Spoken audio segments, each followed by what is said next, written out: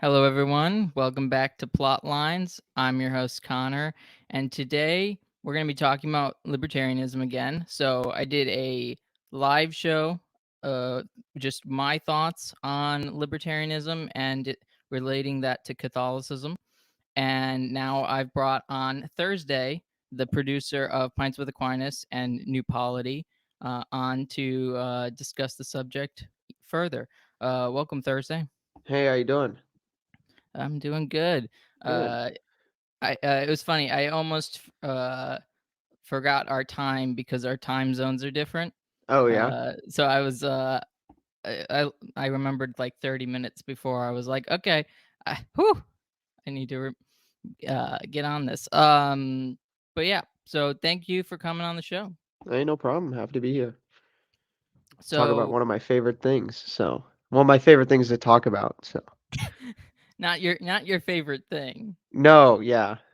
Yeah. My That roommate saw over my shoulder last night when you said, "Do you want to talk about libertarianism?"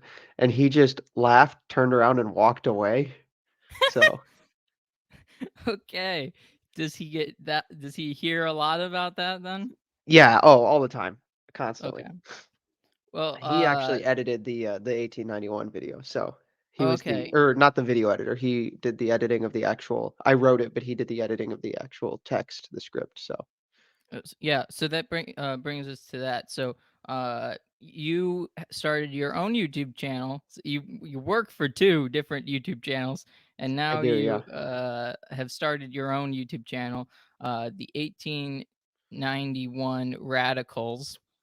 Yeah. Um, so first, can you tell us about why you started that? So a large part of it is I really love the video essay format. I think the video essay format is really underutilized in the Catholic space.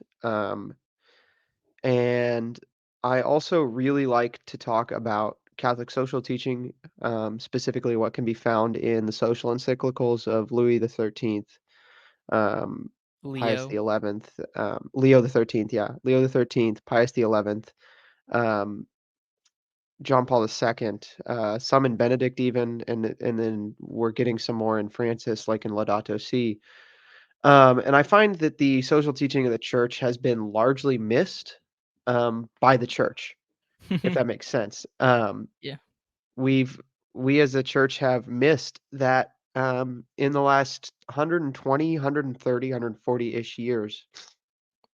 Um, Nearly every pope has written an encyclical on the same topic or based on an encyclic on Rerum Novarum, which was just like they're trying to expound upon the thought in Rerum Novarum. And that many encyclicals, I think it's 9 now, depending 9 to 10, depending on how you count it. That many encyclicals from the Holy Fathers in that short of a time period is equivalent to Holy Mother Church screaming something, like trying to get us to pay attention. And I think a large majority of Catholics have totally missed it. And they don't understand what it says. They don't know it's there, a lot of them.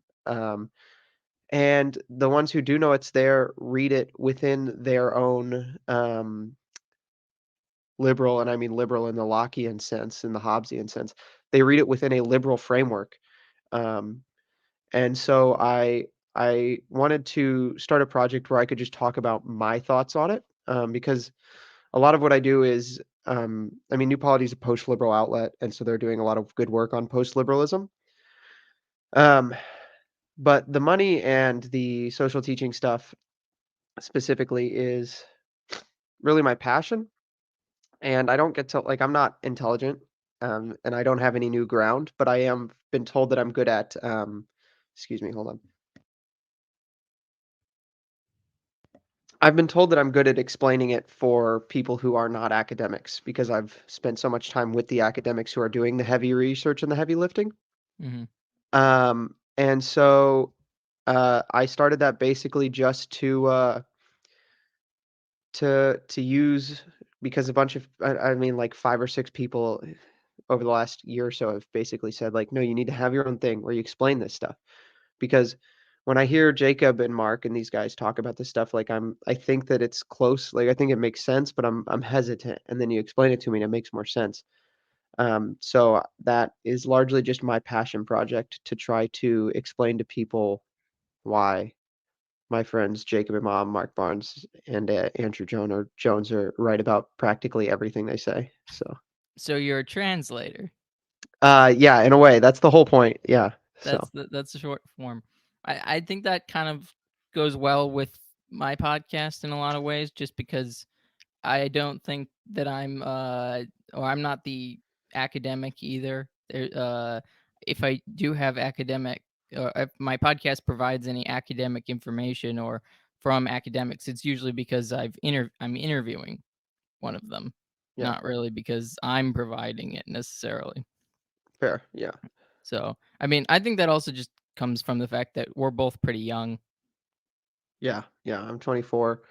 I Same. have no intention to go into Wait, academia, but me I too. I have a pretty good understanding of some of the academic stuff. I'm almost 24. Very Okay. close. But yeah, so let's should we just watch the video Yeah, and we can watch the video if you like. okay.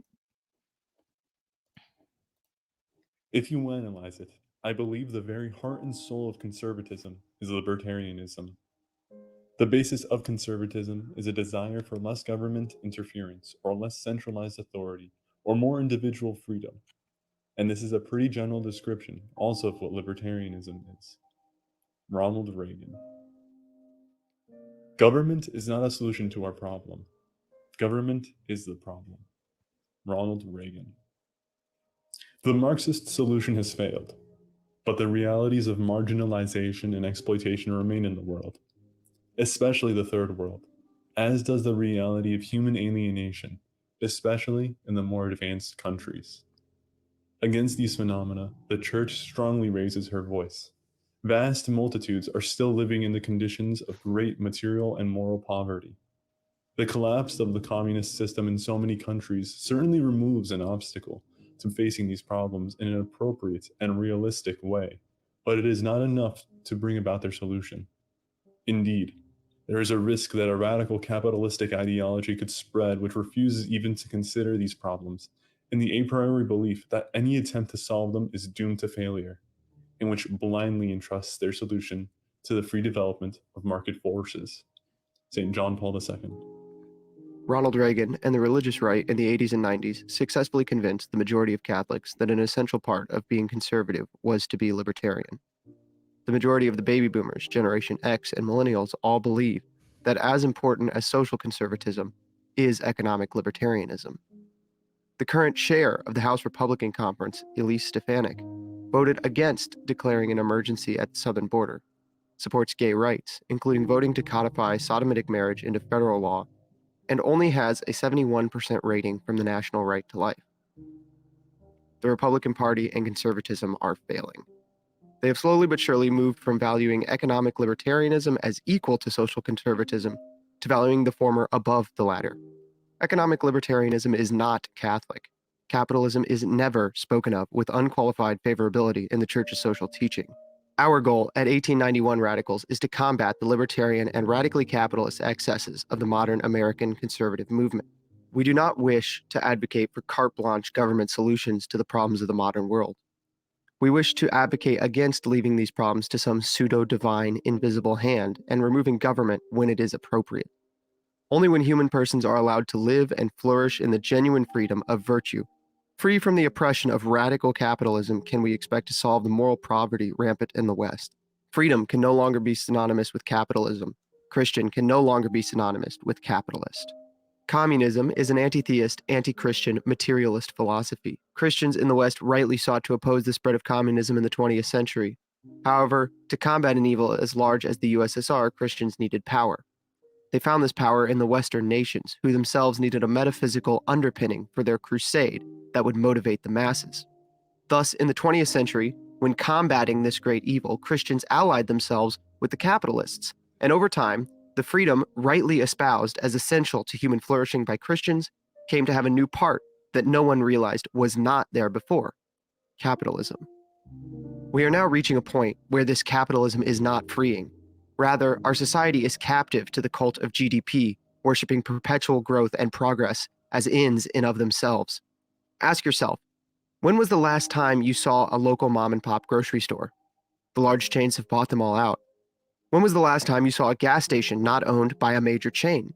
Capitalism has a single motive: profit. If an entire market must be integrated and small businesses pushed out of said market to achieve this profit, capitalism does not care. The numbers go up. If that profit is achieved through gutting a town because labor is cheaper in some foreign market, capitalism does not care.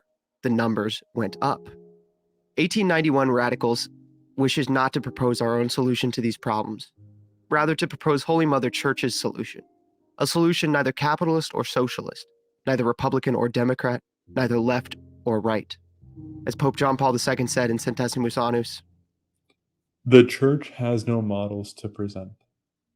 Models that are real and truly effective can only arise within the framework of different historical situations, through the efforts of all those who responsibly confront concrete problems in all their social, economic, political, and cultural aspects, as these interact with one another. For such a task, the Church offers her social teaching as an indispensable and ideal orientation, a teaching which, as already mentioned, recognizes the positive value of the market and of enterprise, but which at the same time points out that these need to be oriented towards the common good.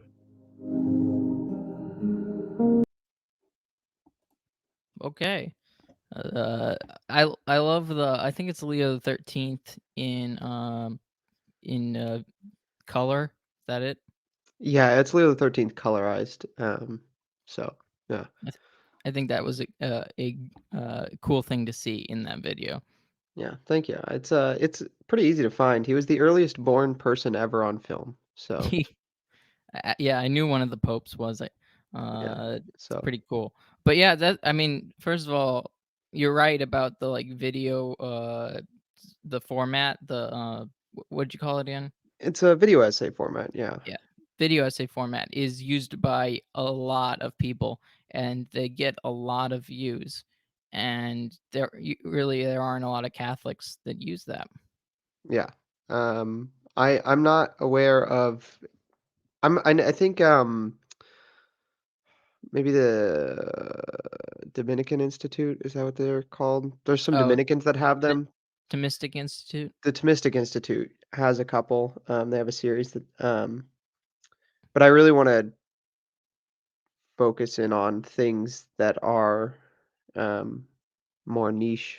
Um I think what they're doing is probably very important, but it's not something that's interesting to me, and I think the social teaching is important enough that we can't get there's no way we could ever put too much attention on it currently. So Yeah. Well, I will have a link in the description to your YouTube channel so people can subscribe if they find that video very interesting and look forward to more content.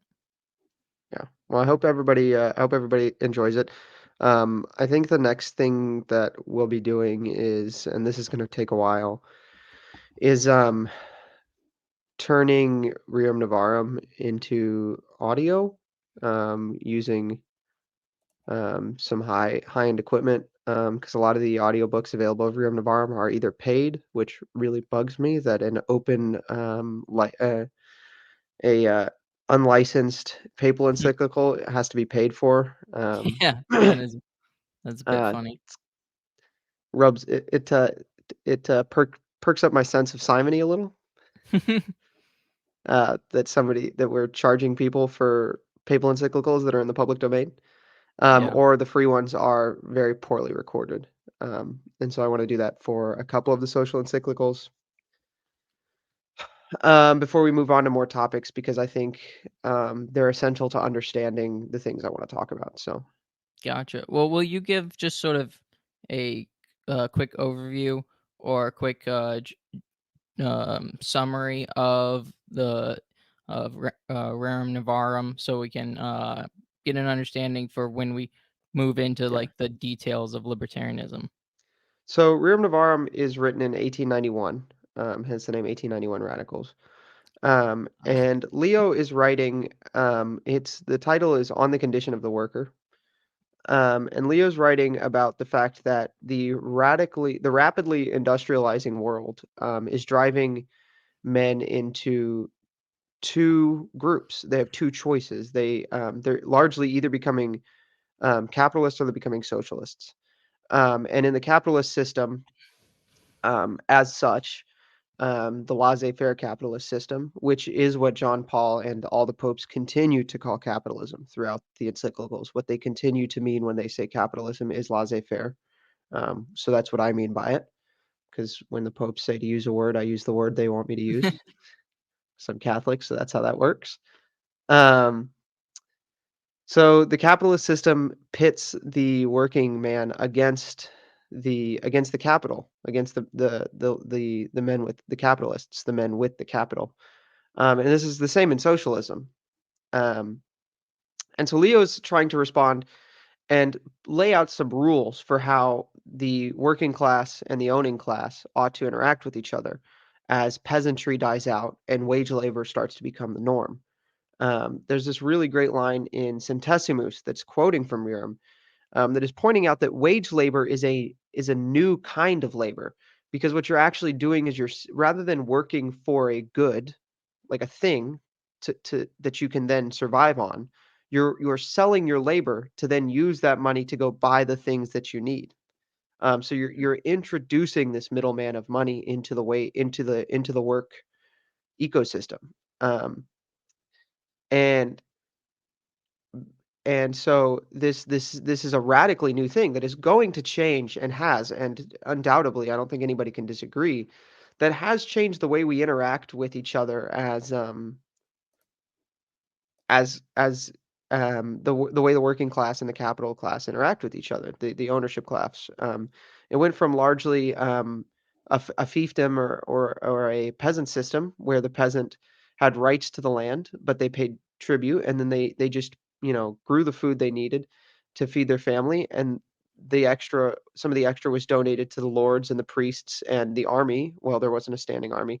The lords and the priests and the guard, to preserve the community. But they weren't working for money, right? They weren't farming, growing carrots, or raising cattle, or doing these things for currency that they would then go and exchange for their necessities. They were creating their necessities, um, and then bartering with them if they didn't have everything they needed. And when we introduce wages and when we introduce money into this system, we create a new system. We created a fundamentally new interaction the between the ownership class and the working class.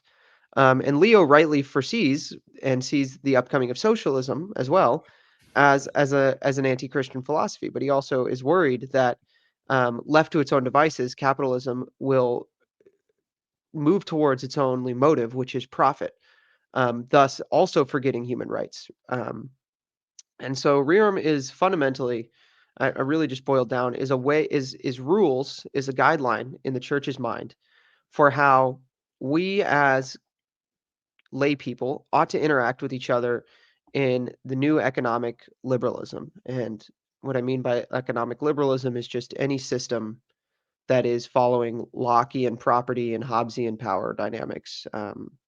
So Yeah. Also, if I'm not mistaken, the peasants and the lords or the knights or the bishops had mutual responsibilities to each yeah, other. there was responsibilities to each other. Yeah. And it wasn't just like the lords owned the lands. The lords had responsibilities to the peasants. And Andrew Jones lays this out really well in his book Before Church and State. If anybody's interested, they should in this topic really in depth. They should read that. It also breaks down the interaction between church and state, because those concepts didn't really exist as like categories in of themselves until liberalism came about. They So Jones, yeah they worked within the same system. They worked together. but Um, apart. So the yes, separation was a separation of, not a separation of degree, um, as many people seem to think that the medieval world was, that it's just merely a separation of degree and was effectively a theocracy. This is untrue. yeah. And Um, Dr. Jones's book is very good for that. I will link that book in the description. so Um, But yeah, okay. So now we sort of got how capitalism was introduced and how sort of liberalism and libertarianism is just kind of a sort of a radical laissez-faire capitalism. Is Yeah, that libertarianism, I think fundamentally boiled down is the thing John Paul II talks about, where he says the risk of the radical capitalist ideology, which leaves human rights and interactions up to the market to be solved on just by the market. Um, I think that is a great description of libertarianism. It's also why I in the video made a point to mention the pseudo divine invisible hand, Mhm. because they think the invisible hand of the libertarians are under this weird impression that left to its own devices, the market will adjust for human rights. Even though I'm not sure where in history they can find that happening, Mhm. if ever. So Yeah. yeah. But so yeah, so that's sort of the best description. Now, did you ever have a libertarian phase? Not really. Okay. Um, I think the closest I got was I was kind of a mainline Republican for a year or so, but never had a libertarian phase, really. Gotcha. Because I did have a libertarian phase, uh, but it was sort of between like high school and halfway through college. Okay. Yeah. But yeah, so and it really, it stemmed by my brother who is a libertarian and was very much spreading his ideas to me when I was younger. And also I listened to a decent amount of like Thomas Woods. Are you familiar with who that is? Tom Woods, yeah, he's a libertarian like economist, so Well, technically he's a historian. well, fair enough. Which I think because I like history a lot, so that those two connect. But he really he's become more of just a political commentator over the Yeah. years. So and he is a big libertarian, a big Mises libertarian. So anyway, so I do I mean I understand why libertarianism doesn't work from the Catholic perspective. And I sent to that because, well, also, I don't think it's gonna work. I don't think it actively uh achieves any um I don't think it achieves any of its goals on the social level. I don't think there's anything socially that libertarianism provides, if that makes sense. Yeah, I also don't think you can find the word libertarian is fairly new. Sure. And so it's really not in the social encyclicals, but when they do talk about this idea that like things can like all politics can be left to the market or left to individuals without any where was that? Without any oversight, which I think is pretty close to libertarianism or as close as the popes are likely to get to libertarianism. Oh. Um, they seem to reject it on the grounds that it will not protect human rights. Um, And what would the encyclicals do they specifically say human rights? yeah, there's Encyclicals? paragraph 42. Hold on, let me. Paragraph 42 of Centesimus Annus um, is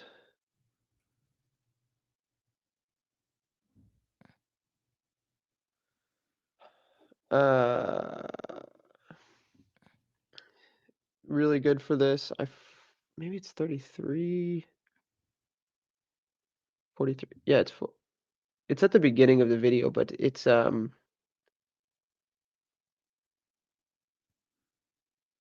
Did we hear it and it just went yeah, over my head? hold on. I know I'm looking at it. I just need to read this.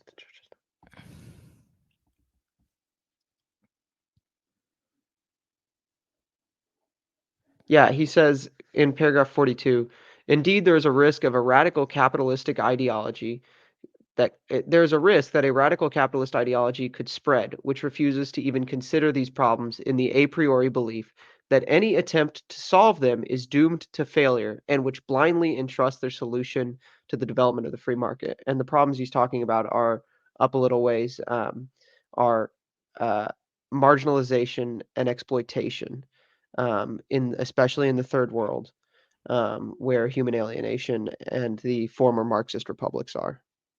So Gotcha. Okay, yeah, there, because just that's, I mean, hum- yeah, human rights are just often used uh, eh, are usually leftist words. You know what I mean? To refer I to, at least understand. Yeah, today, human rights are usually have to do with the alphabet people. yeah. Well, the type of economic system that John Paul endorses, that he wants to call a business economy, a market economy, or a free economy, he says, is one which respects the market, the role of business, private property, and the responsibility, as well as free human creativity. Um, but then he condemns an economic system which he calls capitalist, um, saying that if it is not saying that it is not a freedom in the if by capitalist is meant a system in which freedom in the economic sector is not circumscribed within a strong digital framework which places it at the service of human freedom in its totality, and which sees it as a particular aspect of that freedom, the core of which is ethical and religious, then the reply is negative. So he never uses the phrase rights, but he calls them Okay. human freedoms, Okay. and the ethical and religious freedoms of the individuals has to be respected.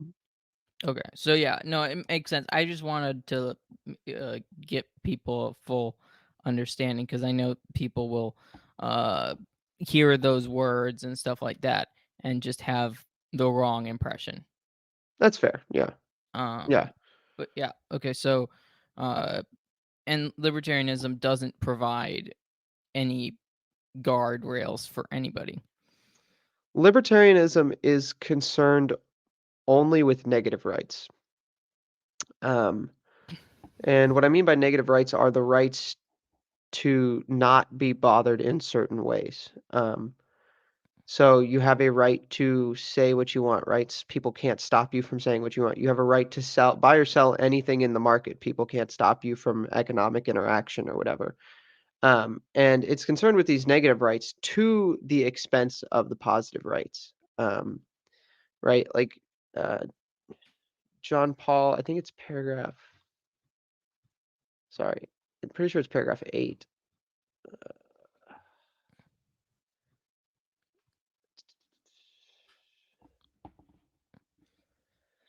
Yeah, he said John Paul in paragraph 8 points out that Leo advocates for a right to a just wage, which cannot be lent to the consent of the parties, so that the employer, having paid what agreed upon, has done his part and seemingly is not called to anything beyond. So he's explicitly saying that just because you know, in the market agreed to something does not mean that it is just, and therefore there are rights beyond what is just agreed upon in consenting individuals.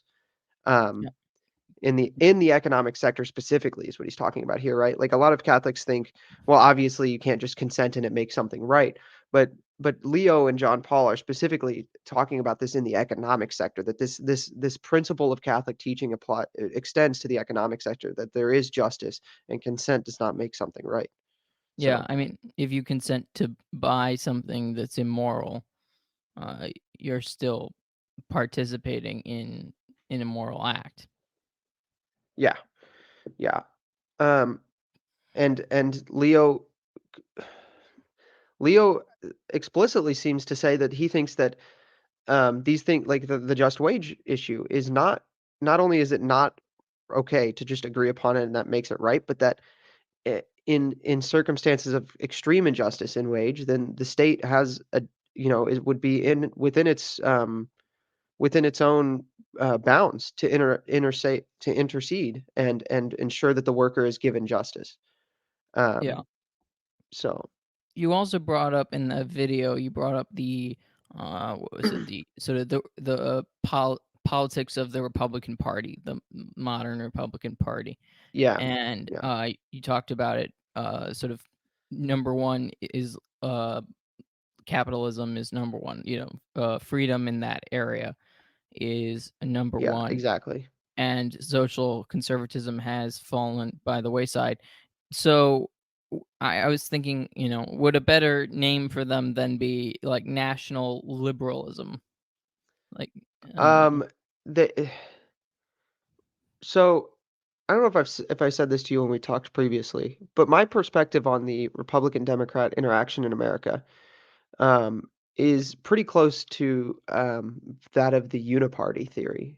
yeah. Um, and so what we have is the Republican Party, which is extremely effective at pushing economic liberalism, economic capitalism. Um, and they, for the most part, pay lip service to social conservatism. They were successful on Roe, but But that was I a mean, court thing arguably, anyways.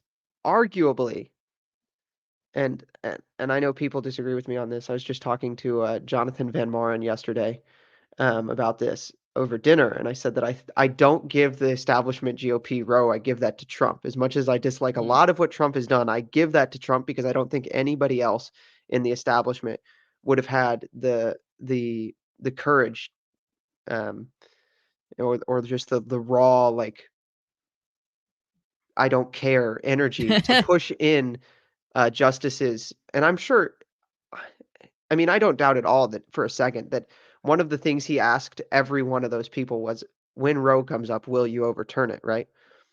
Um, and so I am hesitant to even give the GOP establishment Roe. So Well, I I'm think that hesitant to give Trump Roe.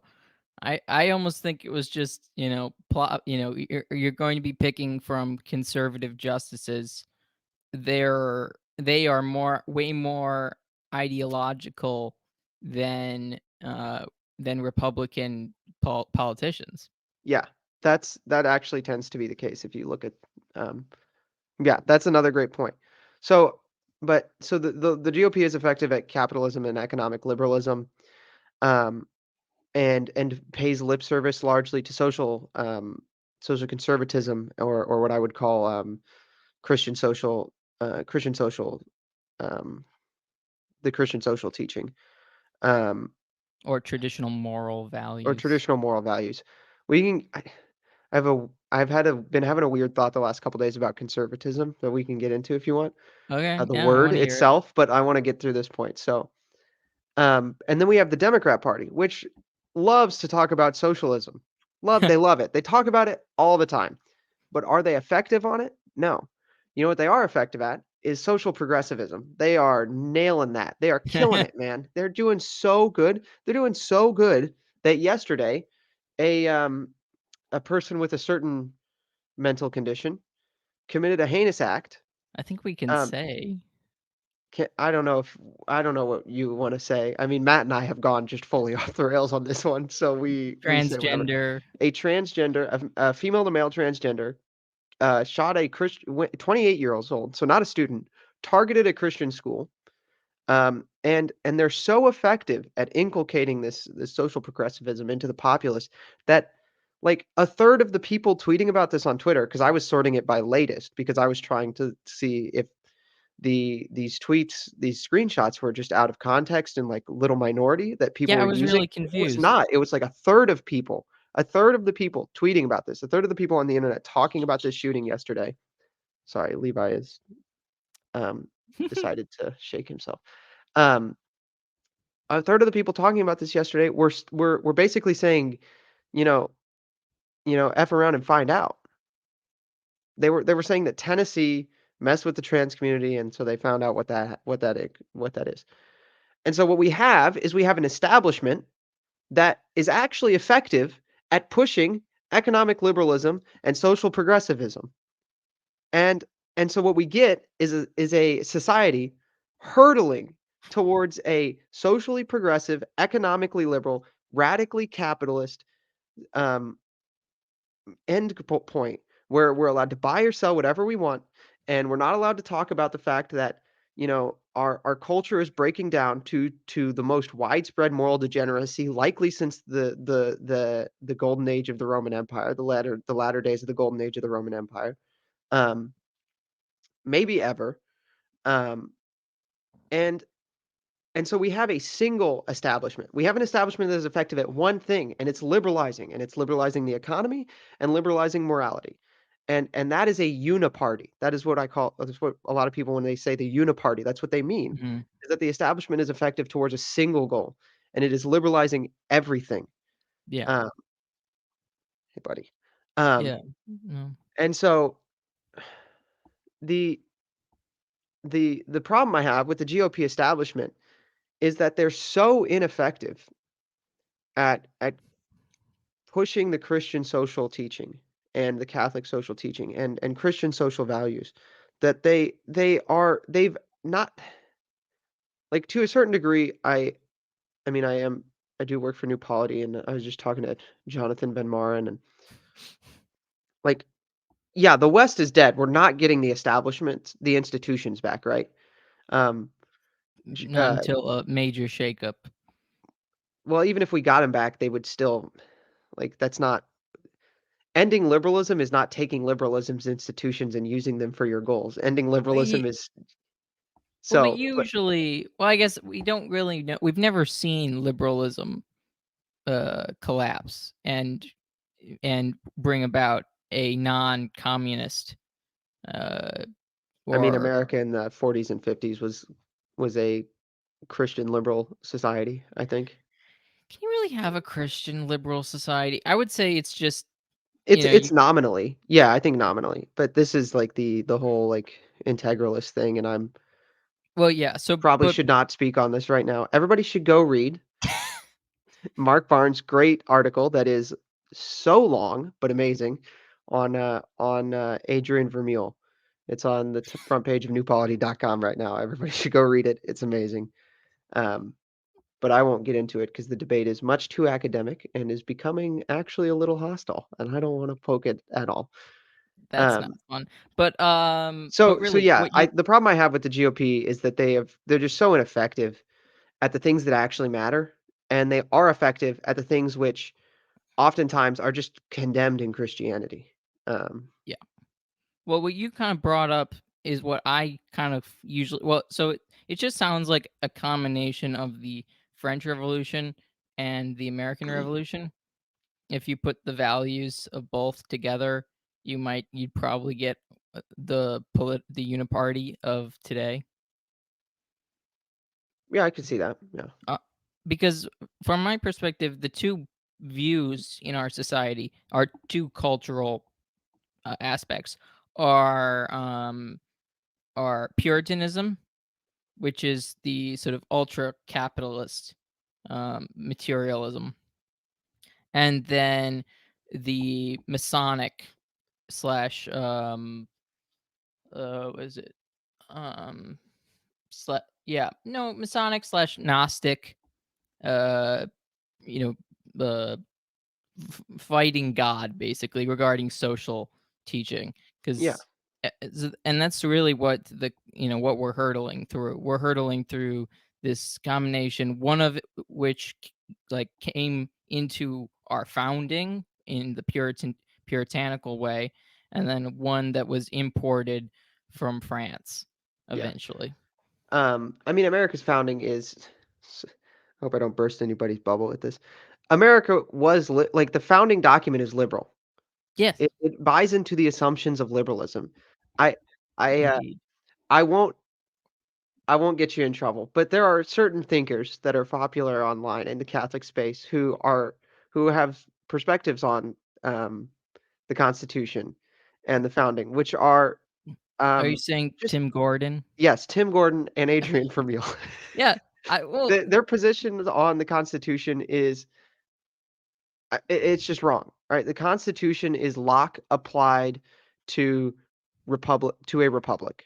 Instead of being applied to a constitutional monarchy or a parliamentary system, the Constitution is Locke and Hobbes applied to a republic. It is liberalism. yeah. Um, it's a I mean, liberal manifesto. The Declaration of Independence is a liberal manifesto. Um, And the idea that just because we like call it Catholic, or we make those systems work towards pseudo Catholic ends, or what ends that we call Catholic, then suddenly we've killed liberalism. Like, you can't. Liberalism is not leftism. Liberalism is the idea that whoever wins the game of sovereign, this is Mark now. Whoever wins the game, liberalism is the idea that whoever wins the game of is the idea that you compete over sovereignty, right? And then you Yeah. rule everything. And just because you like win sovereignty for Catholicism doesn't mean that suddenly you've defeated liberalism, because you're still using liberalism. You No, can't I mean it will. Someone else will come up and bite you in the behind Yeah, eventually. exactly. Because then you'll lose it, and the liberalism will then be used for the degradation of society again. You can't hold on to sovereignty forever. Well, You know? you don't have to worry about getting me in trouble because I'm certainly not a Republican in the classical, not in the party sense, but Yeah. in the classical sense. So, uh, I don't even know if I'm registered anymore, to be honest. what I mean, I'm does registered to vote. I don't know if I'm registered with a party, to be honest. that's not the important part, Thursday. Yeah. But the point is I mean, I like talking to people with multiple different perspectives, so I'm happy to have either of those people on to talk as well.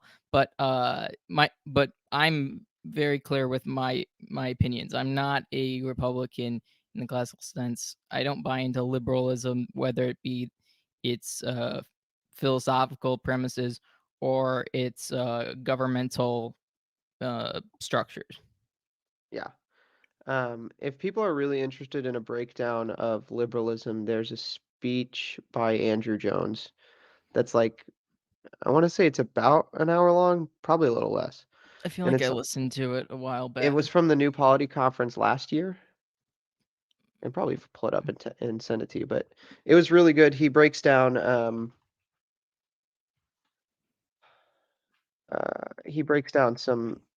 he makes some great points about the way liberalism, Hobbes, and the power dynamic interact. It's really cerebral, but Yeah. I there's a lot of things I need to do more reading on to but I bet you feel the same way. yeah, I was trying to read a book that my roommate wanted me to read that was fiction, and I'm like slowly realizing that in what little free time I have, then I just don't like, as much as I want to read fiction, that like I wake up the next day and be like, oh, there's this article or this like piece of history or something that I should have been reading, that I should have read, just to like get a feel for what's happening. So See, I need to read fiction because it's part of the podcast. that's I would love it, but I listen to a Um, lot of fiction. When my dog and I go for walks, I listen to fiction audiobooks. It's kind of mm, how I relax. So see, I have things where I'm like, okay, there are certain books that I will listen to on audiobook, but there are other books where I'm like, I have to read them like a normal book because I think it takes away from uh, the quality of experience. it undoubtedly does, but it's much better than a podcast for me. Sure. Um, Oh, okay, and gotcha. I, as you would imagine, I am no longer entertained by podcasts. Really Yeah, yeah, shocking. yeah. Okay. I spend 8 to 9 hours a day effectively just listening to podcasts. So when I want to break, listening to podcasts is not exactly And that is usually what people do, I think. my So go-to option. these days, but yeah. So what was it? Oh, where were we heading? You asked about the GOP Oh, right. establishment. Okay, so yeah, so it just seems to me that their goals are more in the realm of patriotic and liberal than they are in any way conservative. I think. Oh, but you wanted to say Oh, something do you want about to hear this conservatism. thought I had on conservatism within the Yes, last 24 hours? definitely. And you can tell me if it's correct or not? Okay. Okay. So the word conservatism insinuates that you want to stay, right? Like you just want things to stay, Yeah. which is which is stagnation. Mm-hmm. And all of the saints when they talk about sanctity, say if you become stagnant, you you are going to become less holy. And if the goal of politics, as Andrew says, and as a lot of the saints and the popes who talk about this seem to think, But let's is focus to on make Andrew. No, I'm just kidding. is to make a holy society, right? To create a holy society, to live well, to live sanctily, to live holy, to live a holy life together, to live sanctity together, then to stay in the same place, just to just maintain is not only insufficient, but seems actually counter the goal. It seems like we need to be achieving progress towards the kingdom of heaven, to build the kingdom of heaven. So, but I had that thought last night. Somebody said the word conservative, and I like for the first time ever heard it as like stagnant, and I was like, "Oh, Yeah. I don't like that." Well, it's interesting because um, I think that it often does create that, but progressive, to me, progressive is a little bit of a Yeah, scary you can't. I word. don't want to call your. I wouldn't call myself progressive. I just think that Well, we have I to like the idea of staying is. well, I think you can progress in your spiritual life, but society isn't exactly capable of being progressive, at least historically. Like Yeah, I mean that's it fair. just kind of goes through phases. I just want to build something. I just want to build the kingdom of heaven. Well, yes. Just want to build the kingdom of heaven.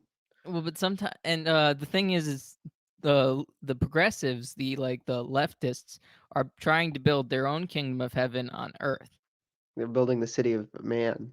Yes, exactly. But they think it's they feel like it's gonna be heavenly.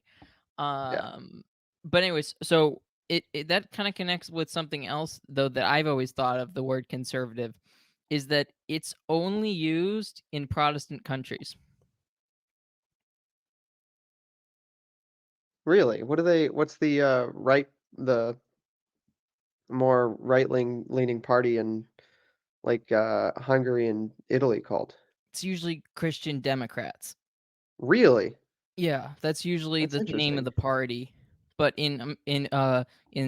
Protestant, or originally Protestant countries, it tends to be conservatives, or something to that fact. Usually, so that word kind of stems from the Anglican Church. So in when the it could go back further, but I've never heard it used prior. In uh, Henry VIII uh, broke from Rome, the conservatives were those who wanted to keep sort of the traditional sacramental life of the church without the Mm-hmm. Pope. Yeah. So, and that Calvin seems to Robinson. be, yeah. Basically, he is the essence of what conservative means Yeah. in its original usage. So it seems to me that only Protestants have ever been geared towards conserving in that way. Yeah. Yeah. Yeah. That's fair. I didn't know that. That's a really interesting fact. So I think Um, with your stagnation point, I think that kind of just sums up the sort of dynamic Yeah. of what a conservative means, Yeah, it's about like preserving something from the past. or conserving what is and what's Cons comfortable. yeah, conserving what is, but then you run into the problem of like what currently about society is so great that like we want it to stick around. I think that's why conservatism is undoing itself completely as we speak. Yeah, because it's conservatism is becoming regressivism out of as the more the progressives win, the more conservatism becomes regressivism because you have to go back to achieve the beliefs they have. Yeah. Um, I mean, also I've noticed it just propels people to more traditional values. I think Matt was talking about this about like was it JP Sears? Yeah. The Yeah, I Waking think with JP. he was talking about how like over time he now believes in a god, and he also now believes that abortion is evil. So, and these types of things I feel like are only brought on by by not being able to see anything valuable in the time period you're living. Yeah, of course. But yeah, also Matt's having Calvin on, right? Yeah, we are. We're having Calvin on. We got the flights booked and everything. I'm super excited about it. Let me hold on. I'll tell you. I can tell you the date. Let me Oh. pull up the calendar. You can't see it, but I will look at it. May 18th at 2 p.m. We will be having Reverend Calvin Robinson on Pints with Aquinas. You're gonna bring him over to cross the Tiber, right?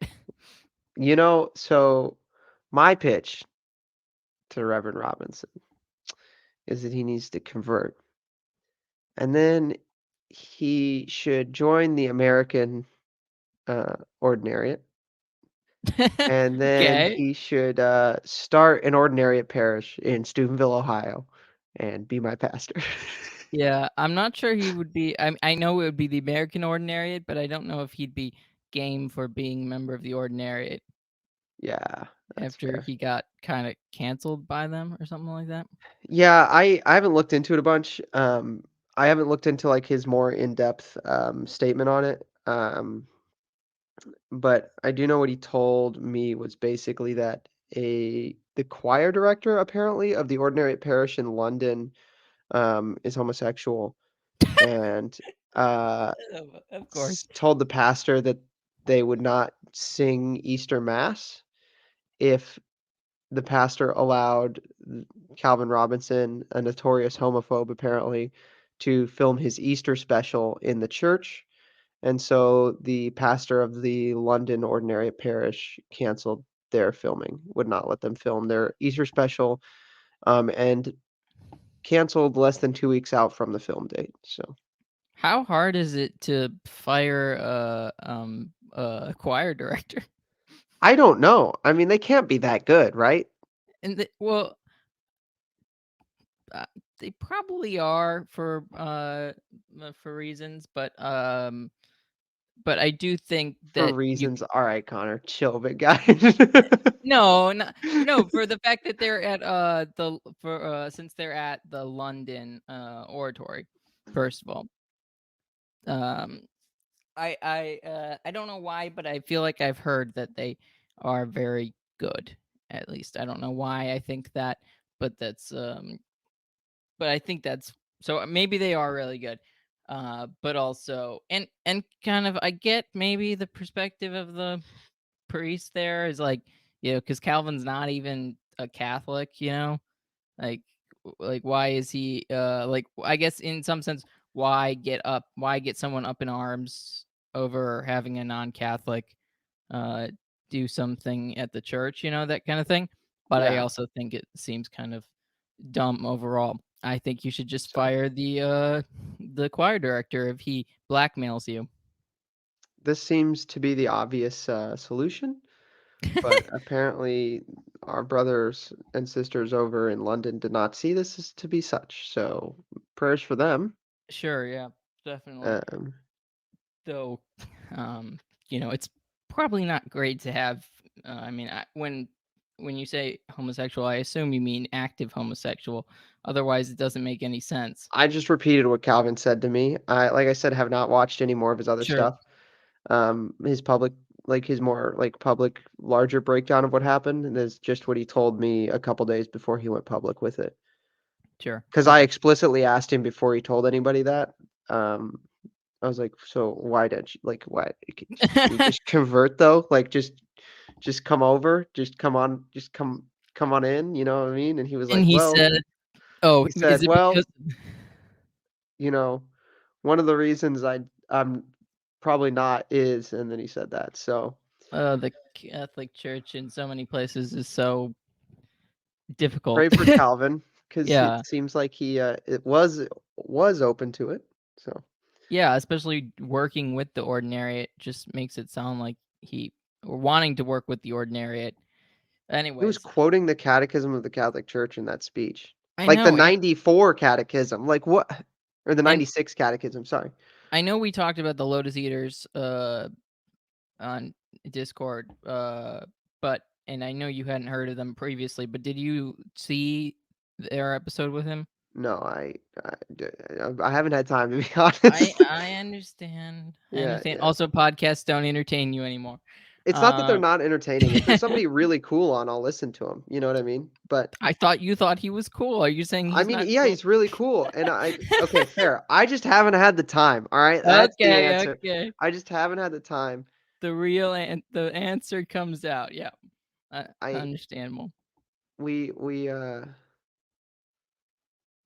I'm always like just you know the thing with running an operation or working on an operation as large as Pints, which is not large. Um, so the thing about working on an operation, the size of Pints, like the specific size, is that it's large enough that there's like continually like content to produce to make. Hmm. Um, but it's not large enough that it is spread out over a ton of people. And so I have a bad habit of just like, well, I could also get ahead on this thing and like just doing things like not stopping because like Yeah. there's always a next thing that can be done. So Well, I appreciate we've met on Avoiding Babylon's trivia show, but I appreciate that you made time for both that and this. So oh, these are great. I love doing conversations and chats like this because I get to talk about my favorite stuff and have a good time, which forces me to take a break because I like to take breaks. I just don't do it, which I should, but I don't. so you're a workaholic. Is that what you're saying? You know, the word has been thrown around by some of my friends. It sounds very puritanical. Well, you know, I am a Protestant convert, and Oh, okay. I didn't know you were a um, convert. my family has been in America since before it was America. So Okay. the the Protestant work ethic uh, is, you know, I got it. I got it. You know what I mean? It's just Yeah, and it's an infection I have. now you're rebelling against all everything that it stemmed from. Exactly. Yeah. But I'm weaponizing it. I'm weaponizing. I I You will just use the said we Protestant can't work ethic to destroy weaponize the Protestant work ethic. from Uh, within. it is not. Don't. It's not a life advice. Nobody should do it this way. Destroy the Don't try Protestant. this. Oh Don't my god. be me at all. Well, It's also not. I want to hear you brought up your criticisms of Trump. What specifically what's your biggest criticism of Trump? He became establishment. Oh, okay. He So became establishment. so Um. nothing of which he proclaimed that he wanted to do. Look, the thing about American politics is you have to like yeah, I would say probably don't be having affairs with porn stars and like that kind of stuff is not great. You know, don't be like having, all The this fact like the fact that we're talking about it is already like the fact that we have to talk about it is a yeah, bad sign anyways. don't be like so into luxury that like you have gold toilets and whatever. Like this is clearly greed. Oh yeah. But like when people be like, "Oh, the problem with Trump is he's like an awful person," and it's like, yeah, so is every other politician for the last 20 years. At least we know all of the awful things about Trump, like True, because he doesn't hide them. He just kind of because he spouts doesn't them. hide them. And if my choices are people who I know are awful behind the scenes, or a guy who's just like, I do this stuff, and it's like, I'm gonna take the guy who's at least being like, "Yep, you Yeah, know, no, it makes sense. I Well, what you brought up, like the also like this connects with the Republicans and like traditional values and stuff like that. It's they're probably so ineffective because they don't really have traditional values. Yeah, they don't. No, they don't care. I mean, Um, so many of I don't know what your thoughts on this, but uh like seeing a lot of female representatives and female senators on the Republican side kind of screams that they don't have conservative values I or I traditional values. I don't have a problem with in principle. I have a problem with the selection, the over selection at the leadership levels of the party, especially because the overrepresentation just based on how the election, like the elected, like the makeup of the party breaks down. It's clear that they're over selecting. They're just engaging in gender affirmative action for political points, which bugs me, Sure. which is what I'm more concerned about. I didn't really think about that, but yeah. Um, I mean, yeah, I mean, this is this is why like I think Trump is better than the majority of the Republican establishment too, because he's like, you know that he's not gonna pick somebody because like his obsession with winning and being the best, like, is also very transparent. I don't know. There's something about how transparent he is that makes me less cautious, even though I should probably be more cautious because of all, but the transparency is refreshing, especially in the political sphere. I think he did the same thing though with the female like uh like picking females be, affirmative action regarding females. In his, Which positions? well, just I know he had a lot of uh females in his staff I in his really like the administration. selection of the here's a sexist thing. Honestly, the press secretary needs to be an attractive woman. Well, but what about Michael Knowles? You know, the press secretary needs to no, the press secretary needs to be an attractive woman. That's affirmative action I support. Like, you have to look at the press secretary for, like, every Wait, statement the president makes, and if you look at them and they're just ugly or grumpy or, like, look threatening, then you're just not playing the psychology game, you know? wait, but is it affirmative action if that part, if that aspect of them makes them really good at their job? Yeah, I don't know. See, this is the same thing, like, It seems like do you that know would cut against it. Aeropostale and, like, American Eagle of, like, have a attractiveness? They won't hire you if you're ugly? I feel like I've heard that, but I don't. That's probably not the case anymore because of, like, the body positivity stuff, but it Because did now used you to have be to the be case that fat. they would not hire. Yeah, you have to be fat. You have, Um, otherwise you're fat phobic. yeah, bro. Don't go to the gym because that's fat phobic. But also Me go to running the to the gym gym. and wear really skimpy clothes, Yeah, and then yeah, get mad at people um for being there. Basically, yeah, that's a thing that's happening now. those are two things that are happening at the same time, but also are opposites, Yeah, I don't know. and the same people advertise it. This is the case, yeah. Yeah. This So I mean, it's the just du- ridiculous. the They're having, duality, like they're having full Michael Corrin breakdowns of the the duality of liberalism, or whatever it is now. I don't even know what do you consider. Do you have any idea what this like virus in the culture could be even called? I mean, yeah, it's just the logical conclusions of liberalism. It was always gonna end up here. But like it doesn't have to have like some different name to it, because liberalism on its face doesn't seem to be the same thing. I know it has a logical conclusion. I mean, in the same way that like Martin Luther's theology kind of brings you to all these different churches, all these different Protestant churches that exist, but inherently his work aren't those churches. If that makes sense.